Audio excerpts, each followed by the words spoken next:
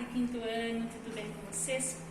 Espero que vocês estejam muito bem aí na casa de vocês. Bem-vindos hoje, sexta-feira, para a nossa aula de português, certo?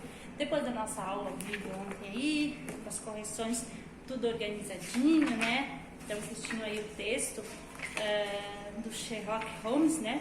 E as questões para serem respondidas.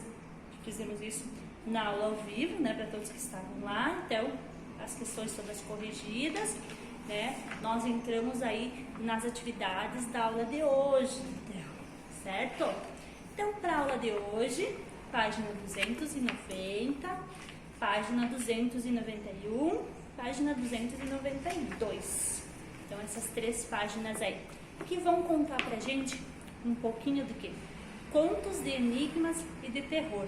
Quais são as características que tem, como eu escrevo, né? O que eu tenho que colocar dentro desse texto, os meus personagens, o narrador, quais são os passos que eu tenho que fazer, né? Que eu tenho que conhecer para escrever um texto de enigmas, aí, um conto de enigmas no caso, certo? Então, o conto, como você já sabe, é uma narrativa, né, curta, de acontecimentos fictícios, em que o narrador visa um momento especial vivido pelos personagens. Você deve ter lido vários contos em livros, revistas, sites, enfim, né?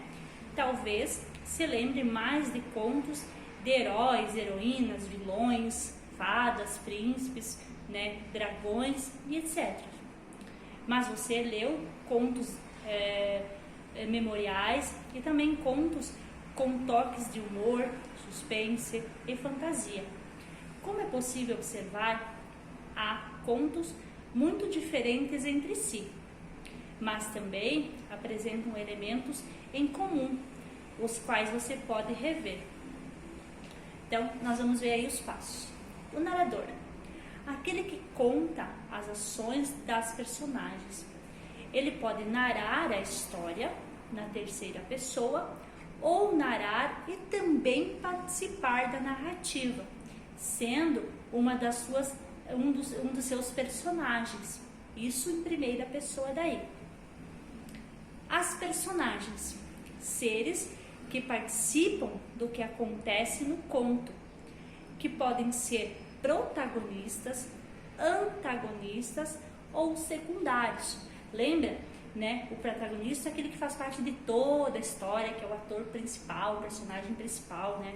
O antagonista é aquele que contracena contra o principal, aí geralmente sendo um vilão da história, né? O antagonista geralmente é o vilão da história.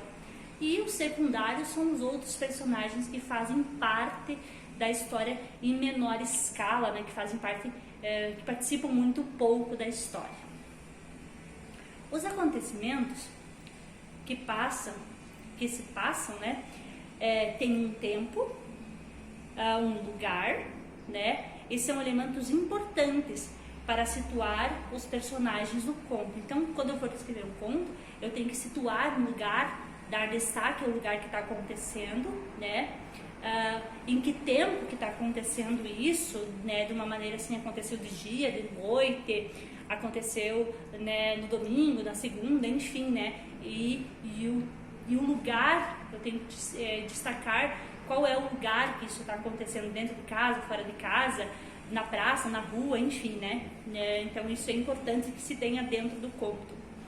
As partes que se organizam são situação inicial, a complicação, o clímax e o desfecho, né? Seria o quê? Uma introdução, né? Um acontecimento aí que é como inicia esse conto, né? Contando um pouquinho da história do início do conto, a complicação, a situação que complica no meio do conto, o clímax, que é o ápice, né, do acontecimento, dos fatos aí com os personagens, e o desfecho, que seria o final desse conto aí. Agora você sabe, agora você vai estudar um pouco mais sobre os contos, em especial os de enigmas e terror. Conto de enigma, a missão de um detetive. No conto de enigma, o leitor acompanha alguns casos misteriosos de ser desvendado. Geralmente, trata-se de um crime, ou roubo, ou um desaparecimento. Há, muitas vezes, um clima de suspense na busca de respostas para desvendar um caso. Quem foi o assassino? Quem roubou a joia caríssima? Por que o mordomo matou o peixe do vizinho? E assim vai indo. Com personagens importantes, existe a figura de detetive, ou de alguém que desempenha um papel investigativo, ou seja, com função de solucionar o enigma. Ele parece uma espécie de herói ou resolver o problema. No desenvolvimento desse conto, ocorre uma investigação que vai se revelando aos poucos por meio de um raciocínio lógico, da capacidade de observação e da habilidade de solucionar problemas. Sempre há personagens que são possíveis, culpados ou suspeitos, e nem sempre há pistas para a resolução do caso são verdadeiras. O autor do conto de enigma envolve o leitor em um clima de investigação. O detetive é um personagem fictício que assume o papel do bem, enquanto o ladrão ou criminoso assume o papel do mal. O clímax, em geral, ocorre com a descoberta do culpado e o retorno à situação de equilíbrio. Então, esse é o conto de enigma, como ele é produzido aí, né? Então, sempre tem que ter, dentro do conto de enigma, tem que ter o detetive, que é o que faz a parte do bem, aí que vai descobrir quem foi o ladrão, ou quem foi o assassino, enfim, né? Então, envolve o leitor em toda essa ficção, para daí chegar ao resultado aí, ou quem cometeu, né, o roubo ou o assassinato. Então, dentro do conto de enigma sempre tem essa parte aí que o personagem principal é o detetive, né? Aí vocês têm 4 perguntinhas aí. Qual é o enigma a ser descoberto no conto lido?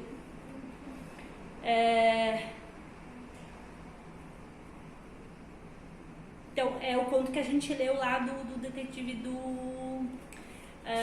deixa eu ver aqui, esqueci o nome do Sherlock Holmes, tá? O 2, quais pistas foram apresentadas? O 3, quem era o suspeito? O 4, qual foi a pista que confirmou o roubo?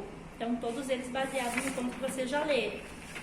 O 5, como foi feita a revelação do culpado? O 6, numere as ideias do texto de acordo com a numeração dos elementos do conto.